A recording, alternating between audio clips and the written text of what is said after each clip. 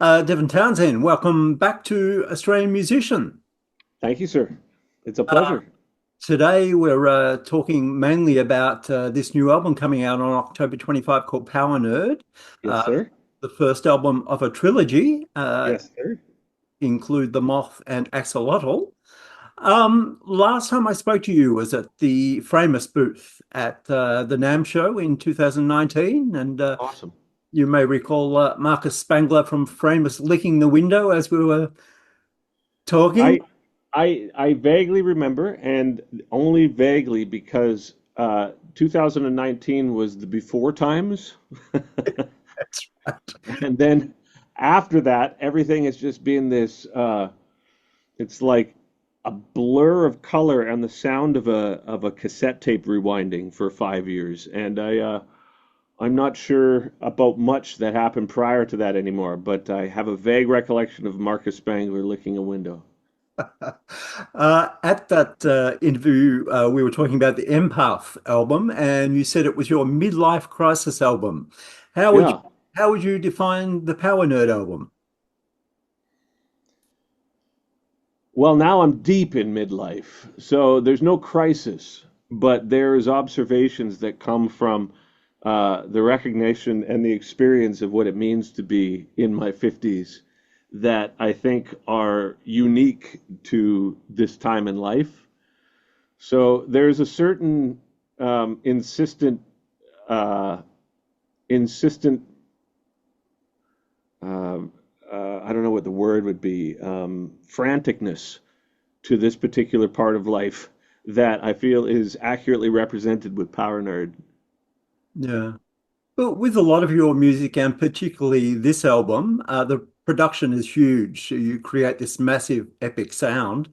Why do you have the need to do that? Where does that penchant for largesse come from?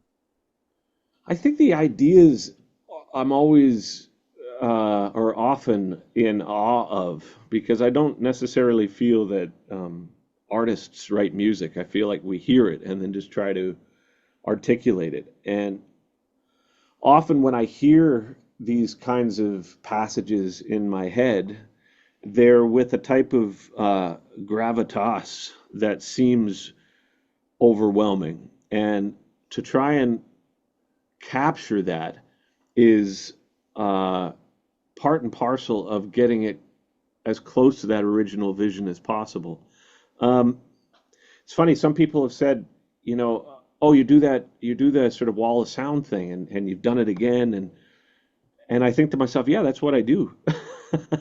You know what I mean? It's like there's not a lot of premeditation that goes into the work that I do. I tend to try and react to things from the perspective of intuition. And a lot of times, whether or not it's just a fear of reality or something, but experiences in general, any type of experiences for the most part, I interpret them as often being super fucking intense. Like, it's just how I am. Some people who have a higher threshold for stimulus than I would go through things that I might consider to be intense and just be like, that? Dude, that's nothing. But I interpret things and said, social gatherings I find super intense. You know what I mean? Like long conversations I find super intense. I just find things intense in general. And so as an artist, I think my worldview reflects that tendency to interpret experience as intense in a way that comes across as like the sound that I create. Yeah. So, what are your secrets to achieving that big sound in the studio? I think there's a lot of secrets, but they're not necessarily secrets. I use a lot of delay and reverb. I tend to have refined the process over the years to see things that work better. Like I used to do four guitars for the heavy tracks, but now I do two because it actually gives it a wider sound when I add other guitars. A lot of what I do to achieve that sense of depth is as opposed to a source sound that has all the effects baked into it. For example, like a heavy guitar sound with reverb and echo on it. I typically won't record that heavy guitar sound with the effects on it. I'll record the heavy sound, and then on another stereo track, I'll record with a different sound, the echo and reverb. And I've often found that I have more control over how I can carve out frequencies for other instruments if I separate the elements of a sound. And maybe that's the most important trick to it is the layering of sounds that end up sounding like one in a way. Yeah. The press release says you wrote the music for these songs in 11 days, which is Mm, impressive. Did you yeah. impress yourself? Were you proud that you were able to do that? I don't know if that was my takeaway from it. I was more relieved. I do feel though that it's fair to point out that it was 11 days to assemble the record, but I had been writing riffs and ideas and intros and choruses and things like that for some time before. But that's kind of my process in general. I populate these folders on my desktop with ideas that are similar. And then when it comes time to put together a record, I then take that folder and then start to turn it into like a consistent identity. And usually that process takes upward of 2 months. So the fact that it was done in 11 days was, um, yeah, no, I wasn't, I don't feel like pride as much as just like the deadline that I had set up for myself was self-imposed to include limitations, uh, only because I knew that the nature of this music was a little more straight ahead, and I thought that by imposing those parameters, perhaps it would allow me to not overthink it in the ways that I typically do. And I think to a degree that happened. Not entirely, but to a degree. Yeah. The trilogy of Powernerd, the Moth, and Axolotl, what ties them together and makes them a trilogy of work as opposed to releasing just three albums? Well, it's actually 4 albums now since that press release, so apologies for my gluttony, but it's the way that it is. And the best way to describe why it happens like that is in periods of my life that are rife with large degrees of change, not just the subtle change that happens daily, but like big changes, either people leaving or people passing or anything. It seems to be typical for me that my way of expressing how my emotional world has been affected by those things comes out in various different types of music simultaneously. The last time that I had a 4 record process was during the Devin Townsend Project, where I had Key, Addicted, Deconstruction, and Ghost, and that was hand in hand with the birth of my kids. So that change is obviously a big one, and it was affected by all the circumstances. And while I was writing at that time, I found that I was writing things that were simultaneously simple, and then the next day I would write something that was complicated. The next day I'd write something that was meditational. The next day I'd write something that was abstract. And it seems like those 4 corners are they're enough to summarize my emotional state during a period of significant change. And because the past year has been full of change that is of equal significance to that, you know, people leaving, your kids going away, or friends no longer with you, or what have you. It seemed to happen again where I had a straightforward thing with Powernerd. I had a complex thing with the Moth. I had a sort of meditative sort of thing with the 4th record, which is going to be called the Ruby Quaker. And then I have an abstract thing with the Axolotl. And I wish, no, I don't wish, but I think it's curious rather how maybe my emotional intelligence is not enough for me to be able to process those things without externalizing them and being able to look at them objectively as I do when I write music. But that's not the case. It's just the way I function. And at this point in my life, I love making music, and I'm happy to accept that where I am in life is where I am, and that's where I am. Yeah. Jainism is the new single. Is it a religion or philosophy that you've delved into, or is it just a title that suited the sentiments of the song? Yeah, it's a title that suited the sentiment. I don't know anything about it really. All I know about it is when I've heard of people who are I don't know, Jainists, is that the term?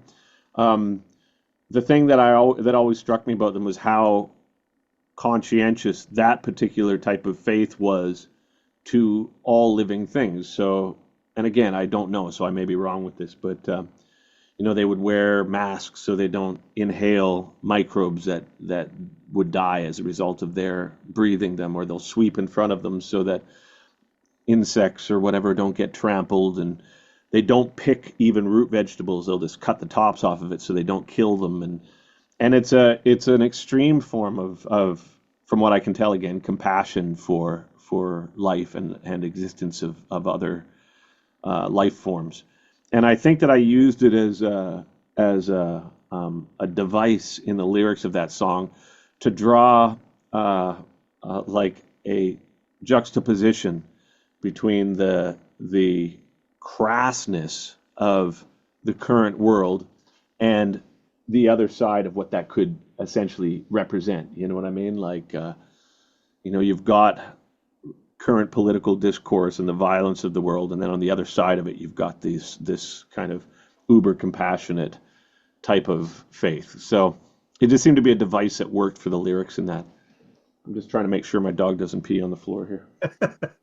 You all right, bud? You good? All right. What kind of dog is it? Old Yeah. and black. Okay. So is the track order something that's important to you? Very, yeah, and has been since the first record. The idea with what I do, and I've heard people have discussions about the validity of releasing records that are actual long play albums in 2024, and the amount of people that release singles and all of this. I mean, I understand what goes on and why these things happen. I understand why singles work, and I understand why a long play record is no longer necessarily in vogue with people. But that's what I do, and I try to write music that can then be on an album that, when you listen to it from beginning to end, serves a distinct purpose. So that purpose is really as simple as trying to establish a vibe. So when you put it on, like when I put on Casualties of Cool, for example, I know what to expect. I know what it's going to make me feel like.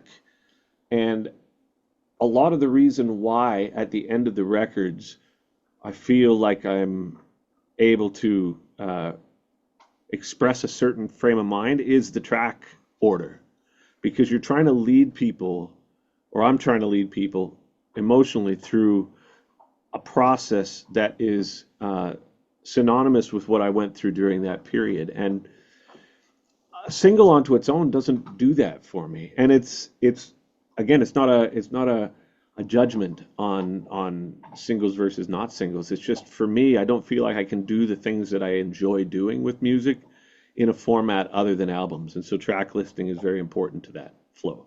Yeah. This album ends with a little ditty called Ruby Quaker, which you mentioned is going to be the name of another album. Yeah, It seems like it's an ode to coffee. it is. Was it always going to end the album? It was not. The original ending of the album was the song Goodbye. During the process of making this record, myself and my family, we went through a lot of uh, turmoil, is the easiest way to put it. And I think that the process of change on that significant level, or loss, or grief, or depression, or any of these things that seem to happen during the period which we were making this, uh, is just that. It's a process, and there's certain stages of that, whether or not it's the acceptance, or the anger, or the surrender, or the whatever the process is such that it started representing that, hence the track flow in the way that it was. but when it ended with goodbye, the sentiment was so blown apart. Like for me, recording that song is very difficult, and when I get to that song on the record, it usually really kind of messes me up in a way emotionally. And I recognize that I have a certain amount of agency over what it is that I want to represent through the work. And during that time, while recording Powernerd, I recognize that part of the stages of grieving is that the pendulum swings back. It's like it's never good forever and it's never bad forever. So I felt that adding Ruby Quaker at the end was a way to represent the next day, like after that process is played out and how just life kind of goes on. And then I guess when a new day starts, coffee seems appropriate. So it seemed like it made sense.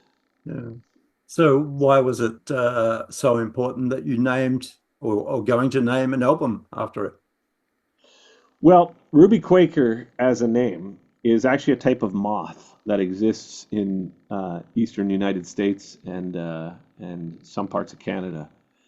And because the moth is the next project, and to answer your last question a little further, what binds all these projects together is essentially the idea of how to integrate profound life changes and then try to be present for the things that are going on throughout our lives so that death becomes, in some ways, less taboo.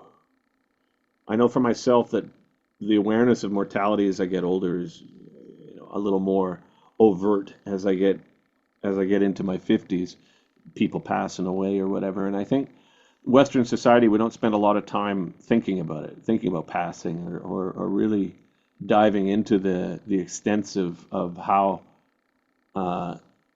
essential it is to the value that we place on things. The fact that things are always temporary makes the act of acceptance and surrendering to all these things a lot more important to be able to actually do efficiently. And so that process of change and transformation or on a spiritual level, on a personal level, either as death or whatever, is represented by the analogy of the caterpillar to the moth, and it all plays into it. And Ruby Quaker is a type of moth. The whole thing is about that concept. And Ruby Quaker is also the name of this spaceship that I've built. That we do a YouTube program starting in October. It's the Ruby Quaker Show, is what it is. And during that show, I basically do all this improv that we then augment, and that's going to become part of it. And so the Ruby Quaker is the name of the spaceship. It's a type of moth. It's the narrative that we've used to describe the process all of the whole thing, and so it just seemed appropriate. Yeah. Um, Wanted to talk a little bit about your guitar parts. In general, how many guitar takes do you do be before you find the one you want? I don't. I mean, it depends on the song. It depends on how complicated the song is, right? Like song like Power Nerd, you just play from beginning to end. It's just fun, and every time you play it, it gets a little tighter. But there's other songs that it's more important for me to sort of take it piece at a time, so I can be more precise with tuning or the chord structures or fingering or what have you. So there's no real set in stone answer for that. But for the most part, uh, I could get a guitar track done in maybe an hour or two. I think that's basically where it's at in terms of recording a song. Yeah. And what about the guitars that you use? Did you use your Stormbender? Yeah, I use a Stormbender. I use an Aristides Telecaster, and then I use this Kiesel signature that I've made for the ambient stuff. Oh, okay. And Yeah. any new gear collaborations happening? Will we see you at Oh NAMM? yeah. Oh yeah. Yeah, I've got microphones and strings and picks and guitars and amps and pedals and straps. I mean, so much of being a musician for 30 some odd years almost seems like after a certain amount of time, there's just a chair for you. It's like if you just keep loitering, eventually they're like, all right, here you go. You can put out a guitar, you can put out a whatever. So I've been doing it for so long that I guess the gear companies have decided that I'm not going away, so you might as well make some products for them. And so, yeah, I've got lots coming out. Yeah, oh, good. Are you good at knowing when an album's done and to leave it alone? I am not, but I am also aware enough to know that at a certain point it's diminishing returns. So, how I try to solve that dilemma is I have deadlines imposed. I'll ask the people whom I'm working with to impose a deadline because I also have been doing this long enough to know that um, an album's never done. You just have to abandon it at some point because you can just keep going on it indefinitely. And there's only a certain amount of time that I find that my interest can be sustained. Like the amount of listening that goes into a record, obviously, it's just over and over. You hear the parts over and over, and you're refining it and changing it over and over and over, and it's stuck in your head. And so, one of the biggest hurdles that I have at this stage of my career is just not getting sick of it. And so, by imposing a deadline, it solves both those problems. It means I have to let it go, and then once it's gone, I'm cool with it. Well, will it be a tricky album to transfer to the stage? I haven't even thought about it yet. I think less tricky than some, for sure.